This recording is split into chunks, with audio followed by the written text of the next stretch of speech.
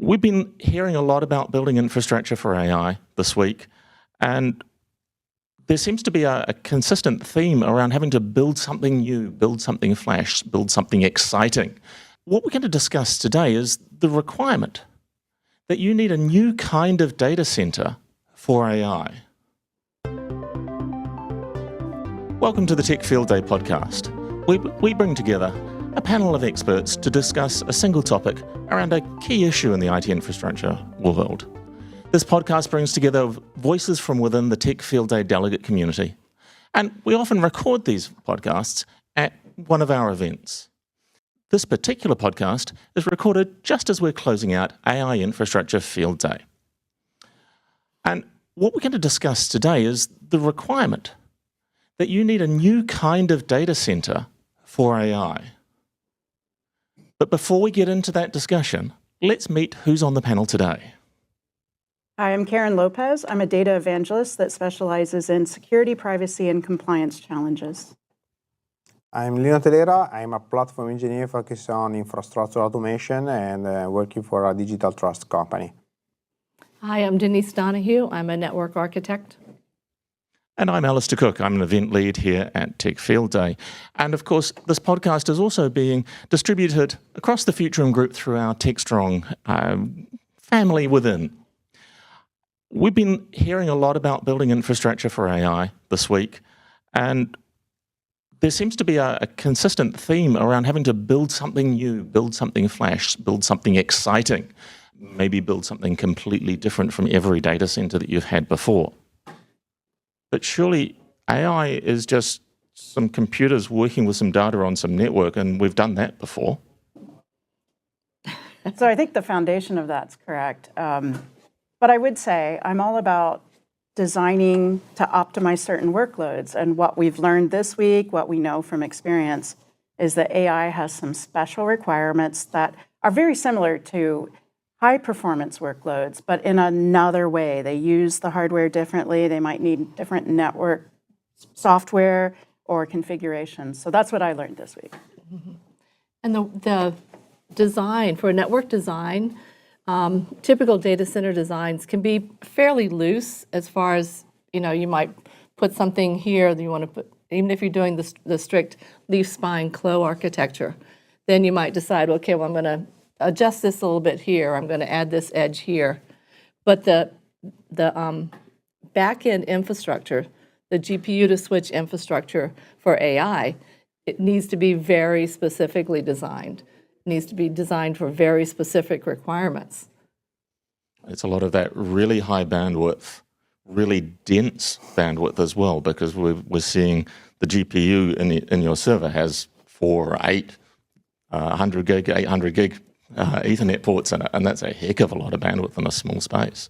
Yeah, and there is also, I think, from the platform engineering perspective, while we are creating a new infrastructure that is an high-performance infrastructure, from one side we have the networking that must work really well in order to have this model. Then for the other side, there are some new technologies or technologies that are empowering the model, the training on the model. And then there is also a word that it's definitely in my space, which is the AI ML pipeline, which is the new stage of the automation where you can train the model and then inferencing or make some RAG or implementing or bring this model for the to be useful for the companies that are adopting this kind of new technologies. Mm-hmm. And the other thing too, we have to address it. We have to mention it is power requirements. Yeah. Space might not be such a big requirement, but not that many racks. But it's kind of like when we went from individual pizza box servers to virtualized servers, and you had much fewer racks, but the power and cooling requirements were much higher. This is that times 1,000, 1,000,000. Yeah. We're seeing the power budget in the rack that previously ran the entire rack is now being consumed just for the optical transceivers for the network without even thinking about running the servers, let alone the GPUs. We hear frightening numbers about power density in racks from these reference architectures from NVIDIA. For sure. And one of the things I like that we heard about from different companies is how they're focusing on even making those power sources from renewable energy and consuming wasted power and all of that stuff. Like I've always said, I like that idea of having servers in my basement to heat my home. That didn't quite pan out, probably because of networking struggles, but I really think there's going to be so much more public focus on, because it's making the regular news about how much, generating these funny cat videos, more so in AI, is just going to use a lot of power. I mean, to the point where companies are buying nuclear power plants to help back it up. Yeah, for sure. This is another thing that we must consider in order to optimize the consumption on this new platform. Because we from the platform from the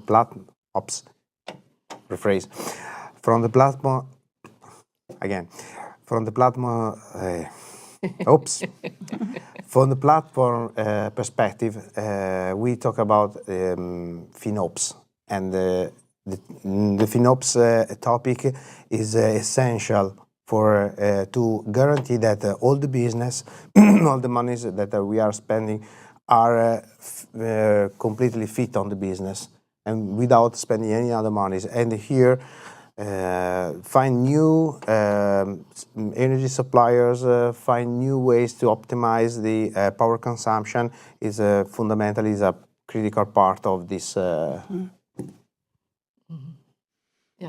I think we saw in our last sessions today, we saw that use of reclaimed, reused power that was, or at least energy sources. It wasn't even we're going to hook into the grid to a place necessarily where there's excess power, but we would find places where there is energy waste and consume that. I think that's a really important part of the equation around here as we look at the stupendous growth in demand. Yeah. But there's Karen's basement has quite good internet connectivity. It's certainly lower latency to Karen's basement than it is to Iceland, or I was thinking of New Zealand. We also have natural gas flares that are burning off excess gas, but network connectivity. It seems, though, that the primary network connectivity required for AI is actually inside the data center. It's even more of the east-west bandwidth required rather than the north-south bandwidth to get out of the data center.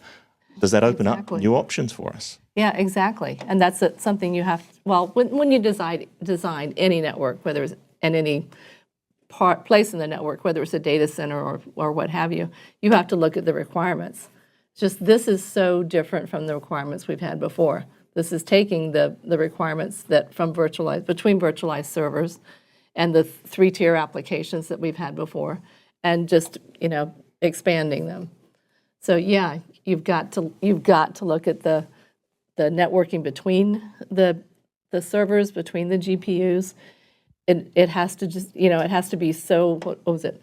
Not only fast, but not lossless. Someone pointed out, but less loss, because there is no such thing as lossless. Low latency, just all the things that are the hardest to achieve, I would say. I think the other side of that is, too, you've got to be able to measure it. We talked this week to some companies that are doing really good jobs of not only predictive measuring, predictive design, creating digital twins, but then measuring the actual real product once it happens. And I think that's something that, as network people, speaking as a network person, I don't know about the y'all, but as a network person, that's something that we don't do that well. We fall down on that, and I think that's something that's going to be a critical thing to address. Yeah. And one of the things I'm looking forward to that tends to happen with any of these major changes is, I'm looking forward to all the lessons learned we've used to optimize for energy use, optimize for power consumption, will trickle back to our other infrastructure needs, all these tools and lessons learned where, because the extreme amount of extra power that's required is that we'll bring those back and also help solve some of our usage problems just with run-of-the-day database stuff. And what we are seeing are during this AI infrastructure field day, some companies are moving on the integration, deep integration with cloud methodologies to consume and to better reorganize the networking east-west, but also north-south, and so. The thing is that when you try to put the fingers on networking, as you mentioned before, is the most important thing is the metering, the observabilities, and to even better and to fast identify where the problem is. And this is the other thing, and it's so important for these companies, the integration, the deep integration with the solution, but also integration with the other observabilities tools and and the other observabilities tools that companies already have implemented inside their data center. Yeah, so true. That sort of holistic view of what's going on in my data center, what am I changing, what's working correctly, what's working wrong, and then the ability to predict if I make these changes in the future, is something going to go wrong. I was hoping we would see more of that data pipeline, that AI pipeline, actually looking more like a CI/CD pipeline, where I could maybe stand up a test copy of my network we did see some test copy in an emulation, and then use that as part of my pipeline to validate that I can actually deploy this out into production. But that holistic view, I think, Lino, is the thing that is still a long way away. It takes a while for the new innovation to be integrated with the older things. Seeing open source tools like Prometheus for the instrumentation and then Grafana for the visualizations, that definitely, those are the quick ways to get in there. But how many large organizations are staking all of their operation and all of their observability on the open source tools? How much are we actually seeing they're already staked into a legacy tool, and that in order to build this good AI data center, you're going to need to build a new kind of data center to support these more open source tools, because I don't see enterprise organizations that are that keen on using open source everywhere. Yeah. Well, and it doesn't have to be open source. I mean, you have NVIDIA, that's the big dog in this world, and they're no offense, NVIDIA, but they're very much not open source. They're very. It's fine. Yeah. So it doesn't have to be, but I think that you're right. A lot of people are going to want to take advantage of that with the Sonic tool type setups, et cetera. And I think it'll be just like any other monitoring tool when things come along, is that if those vendors respond in the right way by providing the right nuances, the right measurements, the right metrics, the right connectors and sensor readings, then it'll still be a normal decision between proprietary and open source software. But we know that the product teams that don't respond to it probably will become less and less relevant to an enterprise solution. Yeah, and here another suggestion is for reference of their product, just stay in CNCF in so many places where platform engineer can pick up their solution, because there is no definitive solution for it. There are the integration with the other solution. This is the reality today. The other place I wanted to circle back, because Lino brought up FinOps, and that comes back to one of my sort of corner thoughts around this AI infrastructure that we're building. Is the whole idea of FinOps is we're going to spend as much as required to get the maximum business value and no more. I'm not sure we're anywhere near that as we're building out these new data centers, because it seems that the number of actual business beneficial value to business delivery, other than thought leadership because we have a chatbot on our page, I'm not perceiving that there is that massive benefit that's yet been unlocked. Am I just missing it? Is it invisible? You mean not the demand to have AI within the business, within your business? The business. I think, and I see, and that yes, there is, that it's very much a tool that is looking for a solution right now, but I think solutions are coming. As it's or looking for a reason to, okay, take that back, cut that. What I think is that is very much a tool that's looking for a reason to exist in a lot of places, a lot of ways right now. But that was because it took so much to create the models, to gather all the data, to train the models. Now that we have the hyperscalers that have invested the time, the energy, the money into doing that, you can take one of those models and then customize it, train it for your own data, and then that's going to give you the financial reason to do it. That's going to give you the business benefit in doing it, or the government benefit in being able to serve your constituents better, being able to answer their questions, being able to help them, renew their driver's license or, things like that better. And I think we focus a lot recently, because it's newsy and hypey, of new things we can do with AI. But what I'm looking forward to, and what I'm currently using it for now, is how can I do the things I'm already doing much better content. I still have to do validation and all that stuff. But I think a lot of the uses will be more, like the volume of uses will be more doing what we currently do, just in a different way, versus there will be companies that'll do brand new things with AI.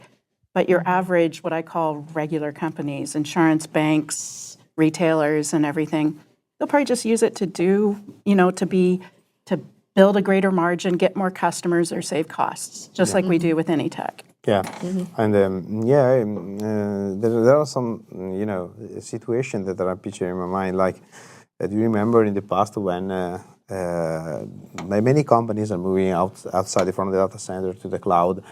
They spend initially they are spending quite a reasonable amount of money. Then they discover year by year that this charge was really, really huge. And then and today we are talking about FinOps as an answer of this, as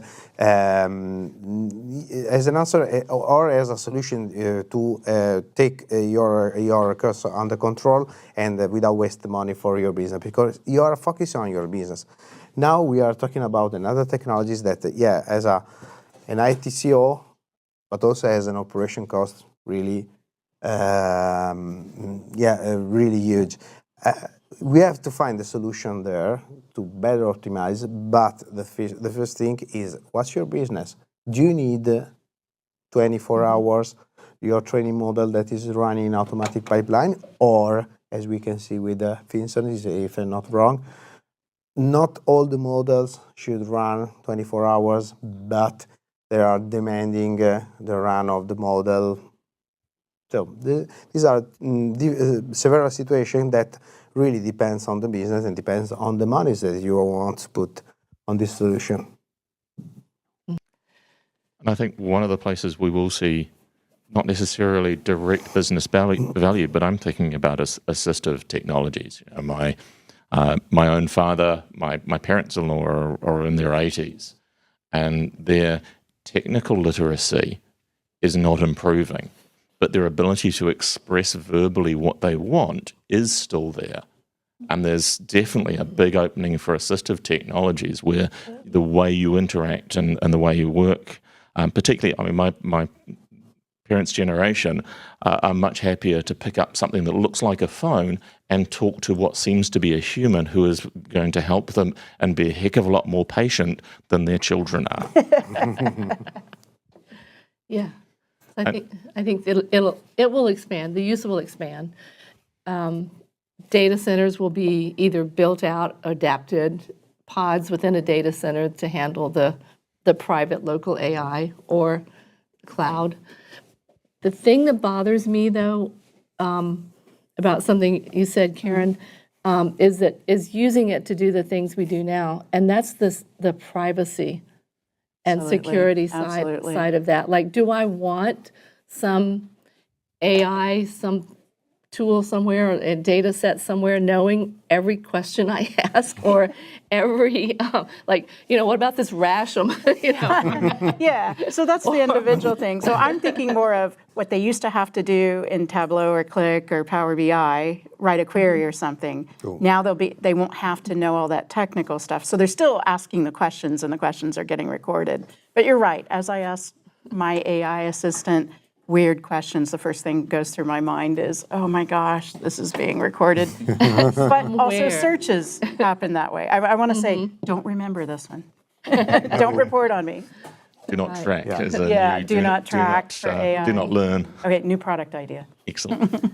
Well, I think we have been talking about this more or less nonstop for the last 4 days, which suggests that we could probably talk about it for more time once we've all had some sleep. So if people would like to carry on this conversation, where can they connect with each of you all? So I blog at datamodel.com, and I'm data chick almost everywhere, especially Blue Sky. All right. And I'm blogging on blog.linoproject.net, and also I run an Italian podcast for Italian folks that are following this channel, that is The Pipeline Guys. Yeah. Oh, cool.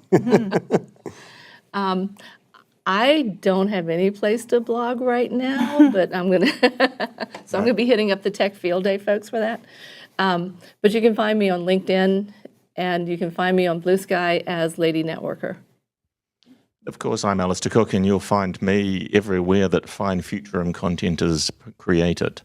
This podcast, like so many of ours, is available on the TechStrong platform as well as on the techfieldday.com/podcast. So wherever you like to consume your podcast, make sure to go ahead and subscribe, maybe drop us a review. And check out all of the awesome content from AI Infrastructure Field Day and all of our Tech Field Day events. You'll hear our voices from around the world, around the country, and around the industry, and we will bring another awesome piece of content to you next week.